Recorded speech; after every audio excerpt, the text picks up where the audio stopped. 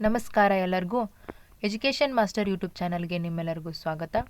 ಇವತ್ತಿನ ತರಗತಿಯೊಳಗೆ 2025-26ನೇ ಸಾಲಿನ ದ್ವಿತೀಯ PUC ಪೂರ್ವಸಿದ್ಧತಾ ಪರೀಕ್ಷೆ, ಇವತ್ತು ನಡೆದಂತಹ ದ್ವಿತೀಯ PUCಯ ಪೂರ್ವಸಿದ್ಧತಾ ಪರೀಕ್ಷೆ ಎಕನಾಮಿಕ್ ಸಬ್ಜೆಕ್ಟ್ದ ಕೀ ಆನ್ಸರ್ಗಳನ್ನ ನೋಡೋಣ್ರಿ. ಅರ್ಥಶಾಸ್ತ್ರ. ಯಾರು ಚಾನಲ್ನ ಸಬ್ಸ್ಕ್ರೈಬ್ ಮಾಡ್ಕೊಂಡಿಲ್ಲ, ಚಾನಲ್ನ ಸಬ್ಸ್ಕ್ರೈಬ್ ಮಾಡ್ಕೊಡ್ರಿ. ತಡ ಮಾಡಲಾರ್ದಂಗೆ ಡೈರೆಕ್ಟ್ ಉತ್ತರಗಳಿಗೆ ಹೋಗೋಣ. ಭಾಗ ಎ ಒಳಗೆ ಮೊದಲನೆಯ ಪ್ರಶ್ನೆ, ಬೇಡಿಕೆ ರೇಖೆಯ ಮಧ್ಯ ಬಿಂದುವಿನಲ್ಲಿ ಸ್ಥಿತಿಸ್ಥಾಪಕತ್ವವು ಅಂತ ಕೇಳಿದಾರೆ. ಇದಕ್ಕೆ ಸರಿಯಾದ ಉತ್ತರ ಆಪ್ಷನ್ ಎ 1ಕ್ಕೆ ಸಮನಾಗಿರುತ್ತದೆ. ಎರಡನೇ ಪ್ರಶ್ನೆ, ಕಾಬ್ಡ ಗ್ಲಾಸ್ ಉತ್ಪಾದನಾ ಬಿಂಬಕ ಅಂತ ಕೇಳಿದಾರು. ಈ ಪ್ರಶ್ನೆಗೆ ಸರಿಯಾದ ಉತ್ತರ ಆಪ್ಷನ್ ಸಿ ಆಗಿರ್ತದೆ. ಮೂರನೇ ಪ್ರಶ್ನೆ, ಪರಿಪೂರ್ಣ ಪೈಪೋಟಿ ಮಾರುಕಟ್ಟೆಯಲ್ಲಿ ಕೊಳ್ಳುವವರು ಮತ್ತು ಮಾರುವವರು ಯಾರು ಅಂತ ಕೇಳಿದರು. ಪರಿಪೂರ್ಣ ಪೈಪೋಟಿ ಮಾರುಕಟ್ಟೆಯಲ್ಲಿ ಕೊಳ್ಳುವವರು ಮತ್ತು ಮಾರುವವರು. ಈ ಪ್ರಶ್ನೆಗೆ ಸರಿಯಾದ ಉತ್ತರ ಆಪ್ಷನ್ ಡಿ, ಬೆಲೆ ನೀಡುವವರು. ಭಾರತದಲ್ಲಿ ಜಿಡಿಪಿಯನ್ನು ವರದಿ ಮಾಡುವ ಸಂಸ್ಥೆ ಅಂತ ಕೇಳಿದರು. Option A, NSSO. ಐದನೇ ಪ್ರಶ್ನೆ, ಒಂದು ದೇಶದ ಕರೆನ್ಸಿಯ ಬೆಲೆಯನ್ನು ವಿದೇಶಿ ಕರೆನ್ಸಿಯ ರೂಪದಲ್ಲಿ ವ್ಯಕ್ತಪಡಿಸುವುದನ್ನು ಹೀಗೆಂದು ಕರೆಯುತ್ತಾರೆ ಅಂತ ಕೇಳಿದ್ದಾರೆ. ಇದಕ್ಕೆ ಸರಿಯಾದ ಉತ್ತರ ಆಪ್ಷನ್ ಸಿ, ವಿದೇಶಿ ವಿನಿಮಯ ದರ.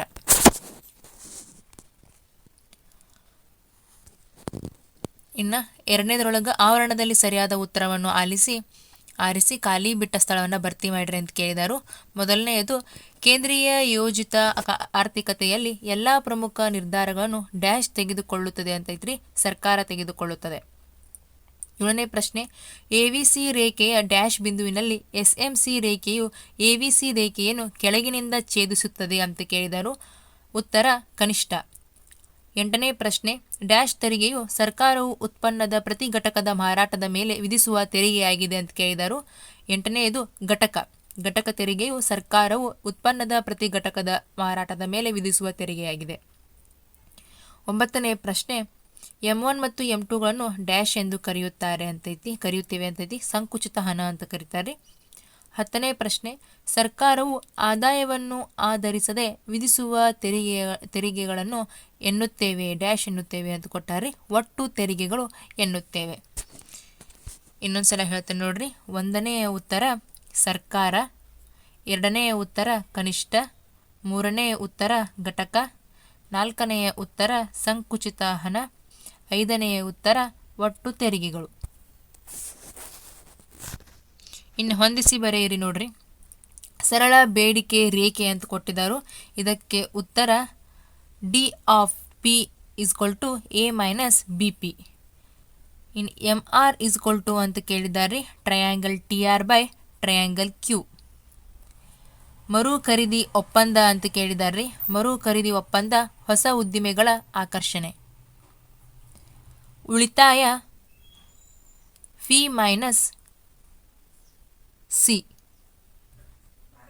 ಉಳಿತಾಯ Y - C ಅಂತೈತೆ ನೋಡ್ರಿ, ಇದು ಉತ್ತರ. ನೆಕ್ಸ್ಟ್, ಹೂಡಿಕೆ ಬಂಡವಾಳ ಖಾತೆ.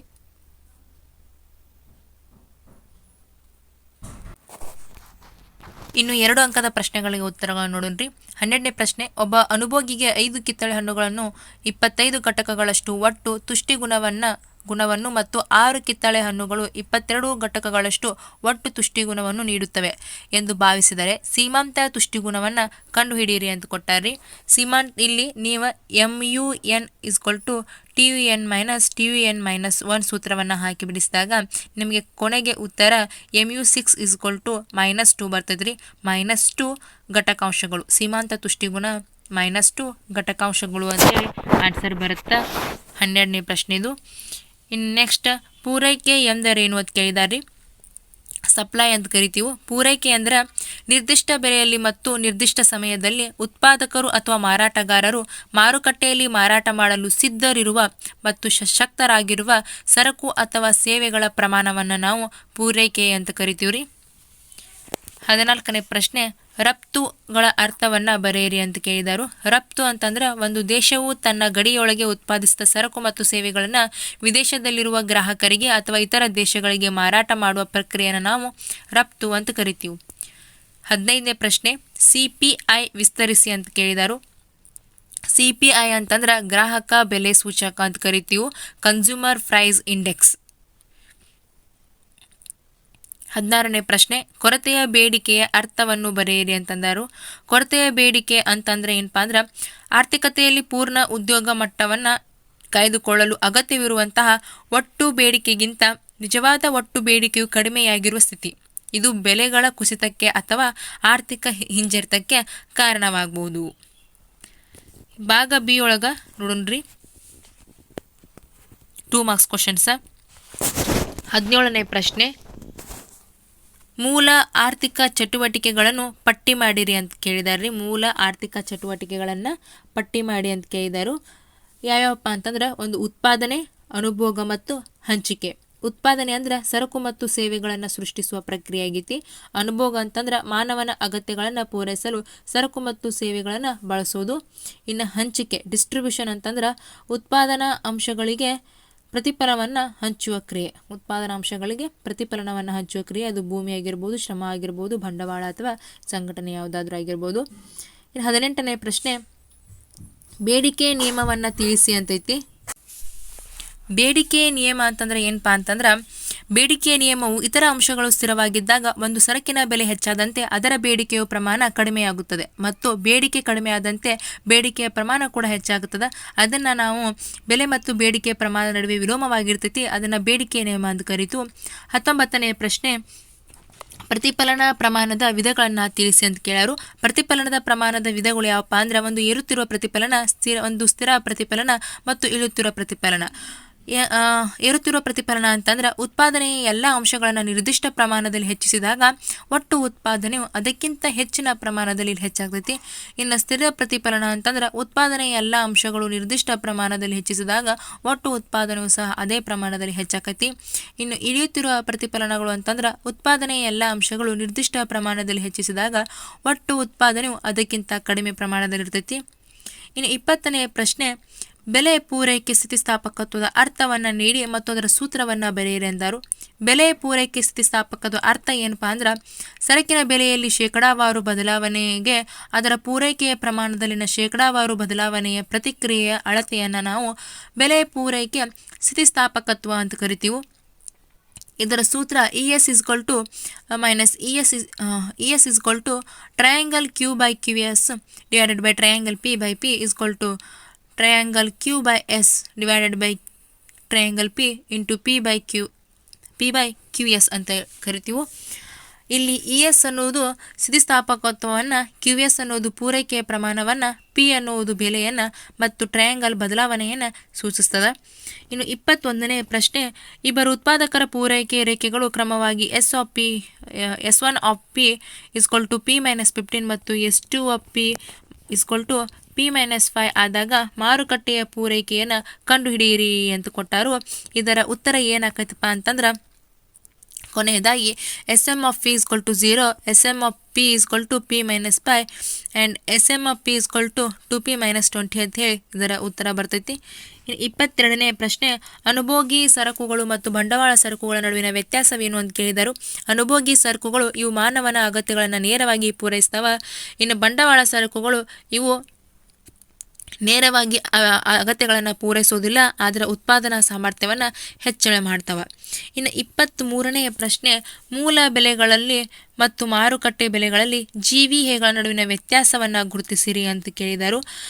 ಮೂಲ ಬೆಲೆಯಲ್ಲಿ ಏನಾಗತ್ತಪ್ಪ ಅಂದ್ರೆ GVA ಉತ್ಪಾದನಾ ವೆಚ್ಚವನ್ನು ಮಾತ್ರ ಒಳಗೊಂಡಿರ್ತೈತಿ ಮತ್ತು ಉತ್ಪಾದನಾ ತೆರಿಗೆಗಳನ್ನು ಸೇರಿಸೋದಿಲ್ಲ, ಆದರೆ ಉತ್ಪಾದನಾ ಸಹಾಯಧನಗಳನ್ನು ಒಳಗೊಂಡಿರ್ತೈತಿ. ಆದ್ರೆ ಮಾರುಕಟ್ಟೆಯಲ್ಲಿ ಏನಾಗತ್ತಪ್ಪ ಅಂತಂದ್ರೆ ಇದು ಮೂಲ ಬೆಲೆಗಳ ಜೊತೆಗೆ ಉತ್ಪನ್ನ ತೆರಿಗೆಗಳನ್ನು ಸೇರಿಸ್ತದ ಮತ್ತು ಉತ್ಪನ್ನ ಸಹಾಯಧನವನ್ನು ಕಳೀತದ. ಇನ್ನು 24ನೇ ಪ್ರಶ್ನೆ, ತಪಶೀಲು ಪಟ್ಟಿಯ ಹೂಡಿಕೆ ಎಂದರೇನು? ಅದು ಯಾವಾಗ ಧನಾತ್ಮಕ ಅಥವಾ ಋಣಾತ್ಮಕ ಆಕೈತಿ ಅಂತ ಕೇಳಿದರು. ತಪಶೀಲು ಹೂಡಿಕೆ ಅಂತಂದ್ರೆ ಒಂದು ನಿರ್ದಿಷ್ಟ ಅವಧಿಯಲ್ಲಿ ಸಂಸ್ಥೆಯ ಬಳಿ ಇರುವ ಕಚ್ಚಾ ವಸ್ತುಗಳು, ಅಂತಿಮ ಸರಕುಗಳು ಮತ್ತು ಅರ್ಧ ಸಿದ್ಧಪಡಿಸಿದ ಸರಕುಗಳ ದಾಸ್ತಾನಿನಲ್ಲಿ ಆಗುವ ಬದಲಾವಣೆ ಆಗೈತಿ. ಇದು ಯಾವಾಗ ಮತ್ತು ಧನಾತ್ಮಕ ಮತ್ತು ಯಾವಾಗ ಋಣಾತ್ಮಕ ಅಂತ ಕೇಳಿದರು. ಸಂಸ್ಥೆಯ ಒಟ್ಟು ಮಾರಾಟಕ್ಕಿಂತ ಹೆಚ್ಚು ಉತ್ಪಾದಿಸಿದಾಗ ಅಂದ್ರೆ ದಾಸ್ತಾನು ಹೆಚ್ಚಾದಾಗ ಇದು ಧನಾತ್ಮಕವಾಗ್ತೈತಿ, ದಾಸ್ತಾನು ಕಡಿಮೆಯಾದಾಗ ಇದು ಋಣಾತ್ಮಕವಾಗ್ತೈತಿ. 25ನೇ ಪ್ರಶ್ನೆ, ಕೇಂದ್ರ ಸರ್ಕಾರದ ಯಾವುದಾದರೂ 2 ಪ್ರತ್ಯಕ್ಷ ಮತ್ತು ಪರೋಕ್ಷ ತೆರಿಗೆಗಳನ್ನು ಹೆಸರಿಸಿ ಅಂತ ಕೇಳಿದರು. ಪ್ರತ್ಯಕ್ಷ ತೆರಿಗೆಗಳು ಯಾವುದಪ್ಪ ಅಂತಂದ್ರೆ ಆದಾಯ ತೆರಿಗೆ ಮತ್ತು ನಿಗಮಗಳ ತೆರಿಗೆ, ಇನ್ಕಮ್ ಟ್ಯಾಕ್ಸ್ ಮತ್ತು ಕಾರ್ಪೊರೇಷನ್ ಟ್ಯಾಕ್ಸ್. ಇನ್ನು ಪರೋಕ್ಷ ತೆರಿಗೆಗಳು ಅಂತಂದ್ರೆ ಸರಕು ಮತ್ತು ಸೇವಾ ತೆರಿಗೆಗಳು, ಕಸ್ಟಮ್ ಸುಂಕಗಳು, GST goods and service tax ಮತ್ತು ಕಸ್ಟಮ್ ಡ್ಯೂಟಿ. 26ನೇ ಪ್ರಶ್ನೆ, ಪುಕ್ಕಟ್ಟೆ ಸವಾರರೆಂದು ಯಾರನ್ನ ಮತ್ತು ಏಕೆ ಕರೀತಾರೆ ಅಂತ ಕೇಳಿದಾರ. ಪುಕ್ಕಟ್ಟೆ ಸವಾರರು ಅಂತಂದ್ರೆ ಸಾರ್ವಜನಿಕ ಸರಕುಗಳು ಅಥವಾ ಸೇವೆಗಳ ಪ್ರಯೋಜನಗಳನ್ನು ಅನುಭವಿಸುವವರು, ಆದರೆ ಅದಕ್ಕಾಗಿ ಯಾವುದೇ ಬೆಲೆ ಅಥವಾ ತೆರಿಗೆಗಳನ್ನು ಪಾವತಿಸುವವರನ್ನ ಪುಕ್ಕಟ್ಟೆ ಸವಾರರು ಅಂತ ಕರಿತು. ಯಾಕೆ ಕರೀತಾರಪ್ಪ ಅಂದ್ರೆ ಸಾರ್ವಜನಿಕ ಸರಕುಗಳನ್ನು ಒದಗಿಸಿದ ನಂತರ ಅವುಗಳಿಂದ ಯಾರನ್ನೂ ಹೊರಗಿಡಲು ಸಾಧ್ಯವಿಲ್ಲ ಮತ್ತು ಒಬ್ಬ ವ್ಯಕ್ತಿಯ ಬಳಕೆ ಇನ್ನೊಬ್ಬರ ಬಳಕೆಯನ್ನು ಕಡಿಮೆ ಮಾಡುವುದಿಲ್ಲ. ಇದರಿಂದಾಗಿ ಜನರು ಪಾವತಿಸದೇ ಸೇವೆಗಳನ್ನು ಪುಕ್ಕಟ್ಟೆಯಾಗಿ ಬಳಸ್ಕೋತಾರೋ, ಅದಕ್ಕೋಸ್ಕರ ಅವರನ್ನು ಪುಕ್ಕಟ್ಟೆ ಸೇವಾರರೆಂದು ಕರೀತಾರು. 27ನೇ ಪ್ರಶ್ನೆ, ಉತ್ಪಾದನಾ ಸಾಧ್ಯತಾ ಗಡಿಗಳನ್ನು ವಿವರಿಸಿರಿ ಅಂತ ಕೇಳಿದರು. ಉತ್ಪಾದನಾ ಸಾಧ್ಯತಾ ಗಡಿಗಳು ಅಂತಂದ್ರೆ ಏನಪ್ಪಾ ಅಂದ್ರೆ ಲಭ್ಯವಿರುವ ಸಂಪನ್ಮೂಲಗಳು ಮತ್ತು ತಂತ್ರಜ್ಞಾನವನ್ನು ಪೂರ್ಣವಾಗಿ ಮತ್ತು ದಕ್ಷತೆಯಿಂದ ಬಳಸಿಕೊಂಡು ಒಂದು ಆರ್ಥಿಕತೆಯಲ್ಲಿ ಉತ್ಪಾದಿಸಬಹುದಾದ 2 ಸರಕುಗಳ ಎಲ್ಲ ಸಂಭಾವ್ಯ ಸಂಯೋಜನೆಗಳನ್ನು ತೋರಿಸುವ ರೇಖೆಯನ್ನು ನಾವು ಉತ್ಪಾದನಾ ಸಾಧ್ಯತಾ ಗಡಿ ಅಂತ ಕರಿತು.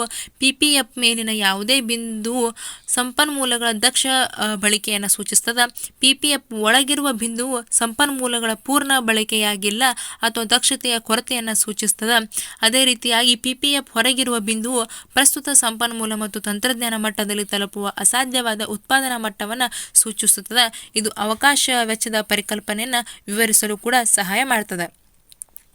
28ನೇ ಪ್ರಶ್ನೆ, ತುಷ್ಟಿಗುಣ ಮತ್ತು ಸೀಮಾಂತ ತುಷ್ಟಿಗುಣ ನಡುವಿನ ವ್ಯತ್ಯಾಸವನ್ನು ಬರೆಯಿರಿ ಅಂತ ಕೇಳಿದರು. ಒಟ್ಟು ತುಷ್ಟಿಗುಣ TU ಅನ್ನ ಒಂದು ನಿರ್ದಿಷ್ಟ ಸರಕಿನ ಎಲ್ಲ ಘಟಕಗಳ ಅನುಭೋಗದಿಂದ ವ್ಯಕ್ತಿಗೆ ಲಭಿಸುವ ಒಟ್ಟು ತೃಪ್ತಿ ಅಥವಾ ಸಂತೃಪ್ತಿಯಾಗಿರ್ತೈತಿ. ಸೀಮಾಂತ ತುಷ್ಟಿಗುಣ ಅನ್ನೋದು ಒಂದು ಹೆಚ್ಚುವರಿ ಘಟಕದ ಸರಕನ್ನು ಅನುಭೋಗಿಸುವುದರಿಂದ ಒಟ್ಟು ತುಷ್ಟಿಗುಣದಲ್ಲಿ ಆಗುವ ಬದಲಾವಣೆ ಅಥವಾ ಹೆಚ್ಚಳ ಆಗಿರ್ತೈತಿ. ಇನ್ನು TU ಗರಿಷ್ಠ ಮಟ್ಟದಲ್ಲಿದ್ದಾಗ MU ಶೂನ್ಯವಾಗಿರ್ತೈತಿ. TU ಇಳಿಯಲು ಪ್ರಾರಂಭಿಸಿದಾಗ MU ಋಣಾತ್ಮಕವಾಗಿರ್ತೈತಿ. TU ಮತ್ತು MU ನಡುವೆ ನಿಕಟ ಸಂಬಂಧವಿದ್ದು TU ಎಂಬುದು MUಗಳ ಮೊತ್ತವಾಗಿರ್ತೈತಿ. ಉದಾಹರಣೆಗೆ TUN = ಲ್ಯಾಂಬ್ಡಾ MUI ಅಂತ ಹೇಳಿ ಬರುತ್ತೆ. ನೆಕ್ಸ್ಟ್ 29ನೇ ಪ್ರಶ್ನೆ, ಕೆಳಗಿನ ಕೋಷ್ಟಕ ಒಂದು ಪರಿಪೂರ್ಣ ಪೈಪೋಟಿ ಉದ್ಯಮದ ಒಟ್ಟು ಆದಾಯ ಮತ್ತು ವೆಚ್ಚದ ಪಟ್ಟಿಯನ್ನು ತೋರಿಸುತ್ತದೆ. ಪ್ರತಿ ಉತ್ಪನ್ನದ ಹಂತದ ಲಾಭವನ್ನು ಲೆಕ್ಕ ಮಾಡಿ ಅಂತ ಕೇಳಿದರು.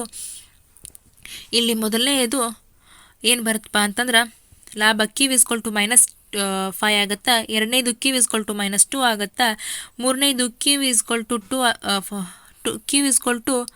0 ಆಗ್ತೈತಿ. ಇನ್ನು Q = 3 ಆಗ್ತೈತಿ. ನೆಕ್ಸ್ಟ್ ಆಮೇಲೆ Q = 5 ಆಗುತ್ತಾ. Q ಅನಂತರ ನೋಡ್ರಿ, Q = 0 ಇದ್ದಾಗ -5 ಆಗುತ್ತಾ. ಆಮೇಲೆ Q = 1 ಅಂತಿದ್ದಾಗ -2 ಆಗುತ್ತಾ. 2 ಇದ್ದಾಗ 0 ಆಗುತ್ತಾ. 3 ಇದ್ದಾಗ 3 ಆಗಿರ್ತೈತಿ. 4 ಇದ್ದಾಗ 5 ಆಗುತ್ತಾ. ಆ್ಯಂಡ್ 5 ಇದ್ದಾಗ 5 ಆಗಿರ್ತೈತಿ. ಆ್ಯಂಡ್ 6 ಇದ್ದಾಗ 7 ಆಗಿರ್ತೈತಿ. ಮತ್ತು 7 ಇದ್ದಾಗ 2 ಆಗಿರ್ತೈತಿ. ನೆಕ್ಸ್ಟ್ 30ನೇ ಪ್ರಶ್ನೆಗೆ ಉತ್ತರವನ್ನು ನೋಡೋಣ. 30ನೇ ಪ್ರಶ್ನೆ, ಬೆಲೆ ಅಂತಸ್ತು ಪರಿಕಲ್ಪನೆಯನ್ನು ರೇಖಾಚಿತ್ರದೊಂದಿಗೆ ಚರ್ಚಿಸಿ ಅಂದರು. ಇಲ್ಲಿ ರೇಖಾಚಿತ್ರವನ್ನು ತೆಗೆಯಕ್ಕೆ ಬರಂಗಿಲ್ಲ, ಈ ಉತ್ತರವನ್ನು ನೀವು ನೋಡ್ಕೊರಿ. ಇನ್ನು ನೆಕ್ಸ್ಟ್ 31ನೇ ಪ್ರಶ್ನೆ, ಬಂಡವಾಳ ದೇಶದ ಆರ್ಥಿಕತೆಯ ಕಾರ್ಯವೈಖರಿಯನ್ನು ವಿವರಿಸಿರಿ ಅಂತಂದರು. ಬಂಡವಾಳಶಾಹಿ ಆರ್ಥಿಕತೆಯಲ್ಲಿ ಉತ್ಪಾದನಾ ಸಾಧನಗಳ ಮಾಲೀಕತ್ವ ಖಾಸಗಿ ವ್ಯಕ್ತಿಗಳು ಅಥವಾ ಸಂಸ್ಥೆಗಳ ಕೈಯಲ್ಲಿರ್ತೈತಿ ಮತ್ತು ಲಾಭ ಗಳಿಸುವುದು ಇಲ್ಲಿ ಮುಖ್ಯ ಉದ್ದೇಶ ಆಗಿರ್ತೈತಿ. ಖಾಸಗಿ ಆಸ್ತಿ ಹಕ್ಕುಗಳು ವ್ಯಕ್ತಿಗಳಿಗೆ ಆಸ್ತಿ ಹೊಂದುವ ಮತ್ತು ಬಳಸುವ ಸಂಪೂರ್ಣ ಸ್ವಾತಂತ್ರ್ಯ ಇರ್ತೈತಿ. ಮಾರುಕಟ್ಟೆಯ ತಾಂತ್ರಿಕತೆಯೊಳಗೆ ಬೆಲೆಗಳು ಮತ್ತು ಉತ್ಪಾದನೆಯನ್ನು ಬೇಡಿಕೆ ಮತ್ತು ಪೂರೈಕೆ ನಿರ್ಧರಿಸ್ತಾವು. ಸರ್ಕಾರದ ಹಸ್ತಕ್ಷೇಪ ಇಲ್ಲಿ ಕಡಿಮೆ ಆಗಿರ್ತೈತಿ. ಇನ್ನು ಸ್ಪರ್ಧೆಯೊಳಗೆ ಮಾರುಕಟ್ಟೆಯಲ್ಲಿ ತೀವ್ರ ಸ್ಪರ್ಧೆ ಇರ್ತೈತಿ. ಇದು ದಕ್ಷತೆ ಮತ್ತು ನಾವೀನ್ಯತೆಗೆ ಕಾರಣವಾಗ್ತೈತಿ. ಇನ್ನು ಲಾಭದ ಉದ್ದೇಶವನ್ನು ನೋಡೋದಾದ್ರೆ ಆರ್ಥಿಕ ಚಟುವಟಿಕೆಗಳ ಮುಖ್ಯ ಪ್ರೇರಣೆ ಲಾಭವನ್ನು ಗಳಿಸುವುದಾಗಿರ್ತೈತಿ. ಇನ್ನು 32ನೇ ಪ್ರಶ್ನೆ, ಹಣವು ಲೆಕ್ಕದ ಅತ್ಯಂತ ಅನುಕೂಲಕರ ಘಟಕವಾಗಿ ಕಾರ್ಯನಿರ್ವಹಿಸುತ್ತದೆ. ಈ ಹೇಳಿಕೆಯನ್ನು ಉದಾಹರಣೆಯೊಂದಿಗೆ ವಿವರಿಸಿ ಅಂತ ಕೇಳಿದರು. ಹಣವು ವಿವಿಧ ಸರಕು ಮತ್ತು ಸೇವೆಗಳ ಮೌಲ್ಯವನ್ನು ಒಂದೇ ಸಾಮಾನ್ಯ ಅಳತೆಯಲ್ಲಿ ವ್ಯಕ್ತಪಡಿಸಲು ಸಹಾಯ ಮಾಡ್ತೈತಿ. ಇದರಿಂದಾಗಿ ಲೆಕ್ಕಾಚಾರ ಮತ್ತು ಹೋಲಿಕೆ ಸುಲಭವಾಗ್ತೈತಿ. ಉದಾಹರಣೆ ಹೇಳ್ಬೇಕಂದ್ರೆ ಒಂದು ಪುಸ್ತಕದ ಬೆಲೆ ₹100 ಮತ್ತು ಒಂದು ಪೆನ್ನಿನ ಬೆಲೆ ₹10 ಆಗಿರ್ತೈತಿ ಇಟ್ಕೊಂಡು, ಹಣ ಇಲ್ದಿದ್ರೆ ನಾವು 10 ಪೆನ್ನುಗಳನ್ನು ಒಂದು ಪುಸ್ತಕ ಎಂದು ಹೇಳಬೇಕಿತ್ತು. ಇದು ಸಂಕೀರ್ಣವಾಗ್ತಿತ್ತು. ಅಂತಂದ್ರೆ ಒಂದು ಪುಸ್ತಕದ ಬೆಲೆ 100 ಅಂತ ಹೇಳೋ ಬದಲು ನಾವಿಲ್ಲಿ ಏನಪ್ಪ ಅಂತಂದ್ರೆ ಪೆನ್ನುಗಳು ಒಂದು ಪುಸ್ತಕದ 10 ಪೆನ್ನುಗಳು ಒಂದು ಪುಸ್ತಕಕ್ಕೆ ಸಮ ಅಂತೇಳಿ ನಾವು ಹೇಳಬೇಕಾಗ್ತಿತ್ತು. ನೆಕ್ಸ್ಟ್, ಹಣದ ಬಳಕೆಯಿಂದ ಎಲ್ಲ ವಸ್ತುಗಳ ಮೌಲ್ಯವನ್ನು ರೂಪಾಯಿಗಳಲ್ಲಿ ಹೇಳ್ಬೋದು. ಇದು ಆರ್ಥಿಕ ವ್ಯವಹಾರಗಳ ಲೆಕ್ಕಪತ್ರ ಮತ್ತು ನಿರ್ವಹಣೆಯಲ್ಲಿ ಸರಳಗೊಳಿಸ್ತೈತೆ ಅಂತ ಹೇಳ್ಬೋದು. ಇನ್ನು 33ನೇ ಪ್ರಶ್ನೆ ಲೆಕ್ಕ ಮಾಡಂತ ಕೊಟ್ಟಾರ್ರಿ. ನಾವು ಇಲ್ಲಿ ಆನ್ಸರ್ಗಳನ್ನು ನೋಡಿದ್ರೆ ಸಮತೋಲನ ಮಟ್ಟದ ಆದಾಯ y= 1750 ಅಂತ ಬರುತ್ತಾ. ಆಮೇಲೆ ಹೊಸ ಸಮತೋಲನ ಆದಾಯವು y= 2000 ಅಂತ ಬರುತ್ತಾ. ಮೊದಲನೇದು y= ಸಮತೋಲನ ಮಟ್ಟದೊಳಗೆ y= 1750 ಬರ್ತೈತಿ. ಆ್ಯಂಡ್ ಲಾಸ್ಟ್ ಆನ್ಸರ್ ಹೊಸ ಸಮತೋಲನ ಆದಾಯ y= 2000 ಅಂತ ಬರುತ್ತಾ. ಇನ್ನು 34ನೇ ಪ್ರಶ್ನೆ ಮುಂಗಡ ಪತ್ರದ ಕೊರತೆಯಲ್ಲಿನ ಕಡಿತದ ಸಮಸ್ಯೆಯ ಕುರಿತು ಬರೆಯಿರಿ ಅಂತ ಕೇಳಿದರು. ಮುಂಗಡ ಪತ್ರದ ಕೊರತೆಯನ್ನು ಕಡಿಮೆ ಮಾಡುವುದು ಆರ್ಥಿಕ ಸ್ಥಿರತೆಗೆ ಮುಖ್ಯವಾದರೂ ಇದು ಹಲವಾರು ಸಮಸ್ಯೆಗಳನ್ನು ಏನು ಮಾಡುತ್ತಪ್ಪ ಅಂದ್ರೆ ಉಂಟು ಮಾಡ್ತೈತಿ. ಸರ್ಕಾರಿ ವೆಚ್ಚ ಕಡಿತ ಕೊರತೆ ಕಡಿಮೆ ಮಾಡಲು ಸರ್ಕಾರಿ ವೆಚ್ಚಗಳನ್ನು ಕಡಿತಗೊಳಿಸಿದರೆ ಅದು ಒಟ್ಟು ಬೇಡಿಕೆಯನ್ನು ಕಡಿಮೆ ಮಾಡಬಹುದು. ಇದರಿಂದ ಆರ್ಥಿಕ ಬೆಳವಣಿಗೆ ಕುಂಠಿತವಾಗಬಹುದು ಮತ್ತು ನಿರುದ್ಯೋಗ ಕೂಡ ಹೆಚ್ಚಾಗಬಹುದು. ಇನ್ನು ತೆರಿಗೆ ಹೆಚ್ಚಳದಲ್ಲಿ ನೋಡೋದಾದ್ರೆ ತೆರಿಗೆಗಳನ್ನು ಹೆಚ್ಚಳ ಮಾಡಿದ್ರೆ ಜನರ ಬಳಕೆಯ ಆದಾಯ ಕಡಿಮೆ ಆಗ್ತೈತಿ ಮತ್ತು ಇದು ಅನುಭೋಗ ಮತ್ತು ಹೂಡಿಕೆಯನ್ನು ಕಡಿಮೆ ಮಾಡ್ತೈತಿ. ಇನ್ನು ರಾಜಕೀಯ ಸಮಸ್ಯೆಗಳ ದೃಷ್ಟಿಯಿಂದ ನೋಡೋದಾದ್ರೆ ಜನಪ್ರಿಯ ಯೋಜನೆಗಳ ಕಡಿತ ಅಥವಾ ತೆರಿಗೆ ಹೆಚ್ಚಳ ರಾಜಕೀಯವಾಗಿ ಕಷ್ಟಕರವಾಗಿರ್ತೈತಿ. ಇನ್ನು 35ನೇ ಪ್ರಶ್ನೆ ಸಂದಾಯ ಬಾಕಿಯ ಚಾಲ್ತಿ ಖಾತೆಗಳ ಭಾಗಗಳ ಪಟವನ್ನು ಬರೆಯಿರಿ ಅಂತ ಕೇಳಿದರು. ಸಂದಾಯ ಬಾಕಿಯ ಚಾಲ್ತಿ ಖಾತೆಗಳ ಭಾಗಗಳ ಪಟ್ಟಿಯನ್ನು ನೋಡೋದಾದ್ರೆ ಸಂದಾಯ ಬಾಕಿಯ ಚಾಲ್ತಿ ಖಾತೆಯ ಪ್ರಮುಖ ಭಾಗಗಳು ಸರಕು ವ್ಯಾಪಾರ, ಸೇವೆಗಳ ವ್ಯಾಪಾರ, ವರ್ಗಾವಣೆ ಪಾವತಿಗಳು ಮತ್ತು ಆದಾಯ. ಸರಕು ವ್ಯಾಪಾರಗಳು ರಫ್ತು ಮತ್ತು ಆಮದು ಮಾಡಿದ ಭೌತಿಕ ಸರಕುಗಳ ಮೌಲ್ಯ ಆಗಿರ್ತೈತಿ. ಇನ್ನು ಸೇವೆಗಳ ವ್ಯಾಪಾರ ಅಂದ್ರೆ ಸಾರಿಗೆ, ಪ್ರವಾಸೋದ್ಯಮ, ಸಾಫ್ಟ್ವೇರ್ ಸೇವೆಗಳ ಇತ್ಯಾದಿಗಳ ರಫ್ತು ಮೇಲಿನ ಆಮದು ಆಗಿರ್ತೈತಿ, ರಫ್ತು ಮತ್ತು ಆಮದು ಆಗಿರ್ತದೆ. ವರ್ಗಾವಣೆ ಪಾವತಿಗಳು ನೋಡೋದಾದ್ರೆ ಉಡುಗೊರೆಗಳು, ದೇಣಿಗೆಗಳು ಮತ್ತು ರವಾನೆಗಳು ಇತ್ಯಾದಿ ಬರ್ತಾವೆ ಅದರೊಳಗೆ. ಇನ್ನು ಆದಾಯ ಅಂತ ನೋಡಿದಾದ್ರೆ ಹೂಡಿಕೆಗಳ ಮೇಲಿನ ಬಡ್ಡಿ, ಲಾಭಾಂಶ ಮತ್ತು ವೇತನಗಳ ಪಾವತಿ ಮತ್ತು ಸ್ವೀಕೃತಿ ಆಗಿರ್ತದೆ. 36ನೇ ಪ್ರಶ್ನೆ ನೋಡ್ರಿ, 6 ಮಾರ್ಕ್ಸಿನ ಪ್ರಶ್ನೆ ಔದಾಸೀನ್ಯ ವಕ್ರರೇಖೆಯ ಲಕ್ಷಣಗಳನ್ನು ರೇಖಾಚಿತ್ರದೊಂದಿಗೆ ವಿವರಿಸಿ ಅಂದರು. ಇಲ್ಲಿ ರೇಖಾಚಿತ್ರವನ್ನು ರೇಖಾಚಿತ್ರವನ್ನು ನಿಮಗೆ ತೋರ್ಸಕ್ಕೆ ಬರಂಗಿಲ್ಲ, ಆದರೆ ರೇಖಾಚಿತ್ರಗಳೊಂದಿಗೆ ಲಕ್ಷಣಗಳನ್ನು ವಿವರಿಸಿರಿ ಅಂತಂದರು. ಎಡದಿಂದ ಬಲಕ್ಕೆ ಕೆಳಮುಖವಾಗಿ ಇಳಿಜಾರಾಗಿರ್ತದ. ಒಂದು ಸರಕಿನ ಅನುಭವ ಹೆಚ್ಚದಂತೆ ಅದು ತೃಪ್ತಿ ಮಟ್ಟ ಕಾಯ್ದುಕೊಳ್ಳಲು ಇನ್ನೊಂದು ಸರಕಿನ ಅನುಭವಗಳನ್ನು ಇಲ್ಲಿ ಕಡಿಮೆ ಮಾಡಬೇಕಾಗ್ತೈತಿ. ಇನ್ನು ಮೂಲಕ್ಕೆ ಪೀನವಾಗಿರ್ತೈತಿ. ಇದಕ್ಕೆ ಇಳಿಮುಖವಾಗಿರುವ ಸೀಮಾಂತ ಬದಲಿ ದರ ಅಂತ ಹೇಳಿರ್ತಾರ, ಅದೇ ಇದಕ್ಕೆ ಕಾರಣ ಆಗಿರ್ತೈತಿ. ಇನ್ನು 2 ವಕ್ರರೇಖೆಗಳು ಒಂದನ್ನೊಂದು ಇಲ್ಲಿ ಛೇದಿಸಂಗಿಲ್ಲ. ಯಾಕಪ್ಪ ಅಂತಂದ್ರೆ 2 ವಿಭಿನ್ನ ವಕ್ರರೇಖೆಗಳು ವಿಭಿನ್ನ ತೃಪ್ತಿ ಮಟ್ಟಗಳನ್ನು ಪ್ರತಿನಿಧಿಸ್ತಾವು. ಇನ್ನು ಎತ್ತರದ ವಕ್ರರೇಖೆಗಳು ಹೆಚ್ಚು ತೃಪ್ತಿ ನೀಡುತ್ತವೆ. ಹೆಚ್ಚಿನ ಪ್ರಮಾಣದ ಸರಕುಗಳು ಹೊಂದಿರುವುದರಿಂದ ತೃಪ್ತಿ ಇಲ್ಲಿ ಹೆಚ್ಚಾಗಿರ್ತದೆ. 37ನೇ ಪ್ರಶ್ನೆ ಇಲ್ಲಿ ಒಂದು ಲೆಕ್ಕವನ್ನು ಕಂಡುಹಿಡಿಯಕ್ಕೆ ನಿಮಗೆ ಕೊಟ್ಟಾರು. ಇದು ಉತ್ತರ ಏನಾಗಿರ್ತದಪ್ಪ ಅಂತಂದ್ರೆ TVC, TC, AVC ಮತ್ತು SACಗಳ ವಿವರ ಪಟ್ಟಿಯನ್ನು ಯಾವ ರೀತಿಯಾಗಿ ಕೊಡ್ಬೋದಪ್ಪ ಅಂತಂದ್ರೆ ಮೊದಲನೇದು 5000, 7000, 5000, 7000 ಈ ರೀತಿ ಬರ್ತದೆ. ಇದನ್ನು ಎಕ್ಸ್ಪ್ಲೇನ್ ಮಾಡೋಕ್ಕಾಗಂಗಿಲ್ಲ. ನೆಕ್ಸ್ಟ್ ಕ್ಲಾಸ್ ಒಳಗೆ ಬೇಕಿದ್ರೆ ಈ ಒಂದೇ ಲೆಕ್ಕವನ್ನು ನಿಮಗೆ ಏನಪ್ಪ ಅಂದ್ರೆ ಫುಲ್ ಡೀಟೇಲ್ ಆಗಿ ಹಾಕ್ತಾನು. ನೆಕ್ಸ್ಟ್ ಪ್ರಶ್ನೆ 38ನೇ ಪ್ರಶ್ನೆ ಸಮಗ್ರ ಆರ್ಥಿಕ ಅನನ್ಯತೆಗಳನ್ನು ವಿವರಿಸಿರಿ ಅಂತ ಕೊಟ್ಟಾರು. ಸಮಗ್ರ ಆರ್ಥಿಕ ಅನನ್ಯತೆಗಳೆಂಬುದು ರಾಷ್ಟ್ರೀಯ ಆದಾಯ ಲೆಕ್ಕಾಚಾರದಲ್ಲಿ ಯಾವಾಗಲೂ ನಿಜವಾಗಿರ್ತದೆ. ವಿವರಣೆಯನ್ನು ನೋಡೋದಾದ್ರೆ ಆದಾಯ ಮತ್ತು ವೆಚ್ಚದ ಅನನ್ಯತೆ ಒಟ್ಟು ರಾಷ್ಟ್ರೀಯ ಉತ್ಪನ್ನ, ಒಟ್ಟು ರಾಷ್ಟ್ರೀಯ ವೆಚ್ಚ ಆಗಿರ್ತೈತಿ. ಉಳಿತಾಯ ಮತ್ತು ಹೂಡಿಕೆಯ ಅನನ್ಯತೆಯನ್ನು ನೋಡೋದಾದ್ರೆ ಮುಚ್ಚಿದ ಆರ್ಥಿಕತೆಯಲ್ಲಿ ಒಟ್ಟು ಉಳಿತಾಯ ಯಾವಾಗಲೂ ಒಟ್ಟು ಹೂಡಿಕೆಗೆ ಸಮನಾಗಿರ್ತೈತಿ. ತೆರೆದ ಆರ್ಥಿಕತೆಯಲ್ಲಿ S+NT = I+G+NX ಆಗಿರ್ತೈತಿ. NT ಅನ್ನುವುದು ನಿವ್ವಳ ತೆರಿಗೆ, G ಅನ್ನುವುದು ಸರ್ಕಾರಿ ವೆಚ್ಚ, NX ಎಂಬುದು ನಿವ್ವಳ ರಫ್ತು ಆಗಿರ್ತದೆ. ಈ ಅನನ್ಯತೆಗಳನ್ನು ಆರ್ಥಿಕತೆಯ ವಿವಿಧ ವಲಯಗಳ ನಡುವಿನ ಸಂಬಂಧಗಳನ್ನು ಅರ್ಥ ಮಾಡಿಕೊಳ್ಳಲು ಕೂಡ ನಮಗೆ ಸಹಾಯ ಮಾಡ್ತಾವು. ಇನ್ನು ನೆಕ್ಸ್ಟ್ 39ನೇ ಪ್ರಶ್ನೆಗೆ ಉತ್ತರವನ್ನು ನೋಡೋದಾದ್ರೆ ವಾಣಿಜ್ಯ ಬ್ಯಾಂಕುಗಳ ಠೇವಣಿ ಮತ್ತು ಸಾಲ ನಿರ್ಮಾಣ ಪ್ರಕ್ರಿಯೆ ಮೇಲೆ ಅಕ್ಕಸಾಲಿಗನ ಲಾಲನ ಕಥೆಯನ್ನು ಬರೆಯಿರಿ ಅಂತ ಕೊಟ್ಟಾರು. ಇಲ್ಲಿ ಅಕ್ಕಸಾಲಿಗ ಶಾಲಾನಿ ಕಥೆ ನೋಡಿದ್ರೆ ಪ್ರಾಚೀನ ಕಾಲದಲ್ಲಿ ಜನರು ತಮ್ಮ ಚಿನ್ನ ಮತ್ತು ಬೆಳ್ಳಿಯನ್ನು ಅಕ್ಕಸಾಲಿಗನಲ್ಲಿ ಸುರಕ್ಷಿತವಾಗಿ ಇಡುತ್ತಿದ್ದರು. ಅಕ್ಕಸಾಲಿಗನು ಇದಕ್ಕೆ ರಸೀದಿಯನ್ನು ನೀಡುತ್ತಿದ್ದನು. ಜನರು ಸರಕುಗಳನ್ನು ಖರೀದಿಸಲು ಈ ರಸೀದಿಗಳನ್ನು ಬಳಸಲು ಪ್ರಾರಂಭಿಸಿದರು, ಏಕೆಂದರೆ ಅವು ಚಿನ್ನದಷ್ಟೇ ಮೌಲ್ಯಯುತವಾಗಿದ್ದವು.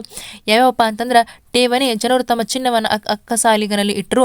ಸಾಲ ನೀಡುವಿಕೆ ಅಕ್ಕಸಾಲಿಗನು ಗಮನಿಸಿದನು, ಎಲ್ಲರೂ ಒಂದೇ ಬಾರಿಗೆ ತಮ್ಮ ಚಿನ್ನವನ್ನು ಹಿಂಪಡೆಯುವುದಿಲ್ಲ ಎಂದು. ಆದ್ದರಿಂದ ಅವನು ತನ್ನಲ್ಲಿರುವ ಚಿನ್ನದ ಒಂದು ಭಾಗವನ್ನು ಇಟ್ಟುಕೊಂಡು ಉಳಿದುದನ್ನು ಸಾಲವಾಗಿ ನೀಡಲು ಪ್ರಾರಂಭಿಸಿದನು. ಈ ಸಾಲಗಳನ್ನು ಹೊಸ ರಶೀದಿಗಳ ರೂಪದಲ್ಲಿ ನೀಡಕ್ಕೆ ಪ್ರಾರಂಭ ಮಾಡ್ತಾನೆ. ಆಮೇಲೆ 10 ಸಾಲ ನಿರ್ಮಾಣ ಆಗ್ತೈತಿ. ಅಕ್ಕಸಾಲಿಗ ತನ್ನಲ್ಲಿರ್ತಕ್ಕಂಥ ನಿಜವಾದ ಚಿನ್ನದ ಪ್ರಮಾಣಕ್ಕಿಂತ ಹೆಚ್ಚು ಮೌಲ್ಯದ ರಶೀದಿಗಳನ್ನು ಚಲಾವಣೆಗೆ ತರ್ತಾನೋ. ಅದು ಆಧುನಿಕ ವಾಣಿಜ್ಯ ಬ್ಯಾಂಕುಗಳ ಠೇವಣಿಗಳ ಆಧಾರದ ಮೇಲೆ ಸಾಲಗಳನ್ನು ಸೃಷ್ಟಿಸುವ ಮತ್ತು ಹಣದ ಪೂರೈಕೆಯನ್ನು ಹೆಚ್ಚಿಸುವ ಪ್ರಕ್ರಿಯೆಯನ್ನು ವಿವರಿಸ್ತದೆ. ಇನ್ನು 40ನೇ ಪ್ರಶ್ನೆ, ಸ್ಥಿರ ವಿನಿಮಯ ದರದಲ್ಲಿ ವಿದೇಶಿ ವಿನಿಮಯ ಮಾರುಕಟ್ಟೆಯನ್ನು ರೇಖಾಚಿತ್ರದ ಆಧಾರದಲ್ಲಿ ಸಂಕ್ಷಿಪ್ತವಾಗಿ ವಿವರಿಸಿ ಅಂತಂದರು. ಇಲ್ಲಿ ರೇಖಾಚಿತ್ರವನ್ನು ಕೊಡಕ್ಕೆ ಬರಂಗಿಲ್ಲ, ನೀವು ಇದನ್ನು ನೋಡ್ಕೋರಿ. 41ನೇ ಪ್ರಶ್ನೆ, ಒಬ್ಬ ಅನುಭೋಗಿ 2 ಸರಕುಗಳು ಅನುಭೋಗಿಸಲು ಬಯಸಿದ್ದು. ಈ ಪ್ರಶ್ನೆಗೆ ಸರಿಯಾದ ಉತ್ತರ 41ನೇದು ಆನ್ಸರ್ ಏನಾಗಿರ್ತೈತಪ್ಪ ಅಂತಂದ್ರೆ, ಅನುಭೋಗಿಯು ತನ್ನ ಸಂಪೂರ್ಣ ಆದಾಯವನ್ನು ಖರ್ಚು ಮಾಡಿ 15 ಪ್ರಮಾಣದ X1 ಸರಕನ್ನು ಅನುಭೋಗಿಸಬಹುದು ಅನ್ನೋದು ಮೊದಲನೇ ಆನ್ಸರ್ ಉತ್ತರ ಆಗಿರ್ತೈತಿ. ಆಮೇಲೆ ಅದರೊಳಗೆ 2ನೇದು ಬಿ ಉತ್ತರ ಏನಪ್ಪ ಅಂತಂದ್ರೆ, ಅನುಭೋಗಿಯು ತನ್ನ ಸಂಪೂರ್ಣ ಆದಾಯವನ್ನು ಖರ್ಚು ಮಾಡಿ 10 ಪ್ರಮಾಣದ X2 ಸರಕನ್ನು ಅನುಭೋಗಿಸ್ಬೋದು. ಇನ್ನು 3ನೇದು ಬಜೆಟ್ ರೇಖೆ ಇಳಿಜಾರು ಕೆಳಮುಖವಾಗಿರ್ತೈತಿ ಅಥವಾ ಋಣಾತ್ಮಕವಾಗಿರ್ತೈತಿ. ಅದೇ ರೀತಿಯಾಗಿ ಡಿ 4ನೇದು ಬಜೆಟ್ ರೇಖೆಯು ಮೇಲಿನ ಎಲ್ಲ ಸಂಯೋಜನೆಗಳು ಅನುಭೋಗಿಯ ಆದಾಯಕ್ಕೆ ಸಮನಾಗಿರ್ತದ ಅಂತ ಕೇಳಿದರು. ಹೌದು, ಸಮನಾಗಿರ್ತೈತಿ. ಇನ್ನು 41ರೊಳಗೆ ಅದೇ ಎಫ್ ಉತ್ತರವನ್ನು ನೋಡೋದಾದ್ರೆ, ಅನುಭೋಗಿಯು X1 ಸರಕಿನ ಹೆಚ್ಚುವರಿ ಘಟಕವನ್ನು ಪಡೆಯಲು ಬಯಸಿದರೆ X2 ಸರಕನ್ನು ಬಿಟ್ಟು ಕೊಡಬೇಕಾಗುತ್ತದೆ ಅಂಥೇಳಿ ಇದರ ಉತ್ತರ ಆಗಿರ್ತದೆ. ಇಷ್ಟು ಆಗಿತ್ತು. ಇನ್ನು 42ನೇ ಪ್ರಶ್ನೆಗೆ ಉತ್ತರವನ್ನು ನೋಡೋಣ. 42ನೇ ಪ್ರಶ್ನೆಯ ಉತ್ತರ, ಸಮತೋಲನ ಬೆಲೆ P=3 ಮತ್ತು ಸಮತೋಲನ ಪ್ರಮಾಣ Q=60 ಇದರ ಉತ್ತರ ಆಗಿರ್ತೈತಿ. ಇನ್ನು 43ನೇ ಪ್ರಶ್ನೆ ಕೇಳಿದರು, ಕೆಳಗಂಡ ಕೋಷ್ಟಕದಲ್ಲಿ ಕಾಣೆಯಾದ ಮೌಲ್ಯವನ್ನು ಕಂಡು ಹಿಡಿಯಿರಿ ಅಂತ ಕೊಟ್ಟಿದ್ದಾರೆ. ಇದರೊಳಗೆ ಉತ್ತರ ಏನಪ್ಪ ಅಂದ್ರೆ, ರೈತನ ಮೌಲ್ಯವರ್ಧನೆ 800 ರು, ಗಿರಣಿಯವರ ಮೌಲ್ಯವರ್ಧನೆ 200, ಬೇಕರಿಯವರ ಮೌಲ್ಯವರ್ಧನೆ 1200, ಮಾರಾಟಗಾರರ ಮೌಲ್ಯವರ್ಧನೆ 400, ಒಟ್ಟು ಮೌಲ್ಯವರ್ಧನೆ GVA 2600. ಉತ್ತರ ಗೊತ್ತಾಯ್ತು ಅನ್ಕೋತೀನಿ. ಮೊದಲನೇದು 800, 200, 1200, 400 ಮತ್ತು 2600. ಇದಿಷ್ಟು ಇವತ್ತಿನ ಪ್ರಶ್ನೆ ಪತ್ರಿಕೆಯ ಉತ್ತರಗಳಾಗಿದ್ದು, ಎಕನಾಮಿಕ್ಸ್ ಸೆಕೆಂಡ್ PUCಯ ಇವತ್ತಿನ ಪ್ರಶ್ನೆ ಪತ್ರಿಕೆ ಪೂರ್ವ ಸಿದ್ಧತಾ ಪ್ರಶ್ನೆ ಪತ್ರಿಕೆಯ ಉತ್ತರಗಳಾಗಿದ್ದು, ಇಲ್ಲಿವರೆಗೂ ಯಾರು ನಮ್ಮ ಚಾನಲ್ನ ಸಬ್ಸ್ಕ್ರೈಬ್ ಮಾಡ್ಕೊಂಡಿಲ್ಲ, ದಯವಿಟ್ಟು ಚಾನಲ್ನ ಸಬ್ಸ್ಕ್ರೈಬ್ ಮಾಡ್ಕೊಳ್ಳಿ.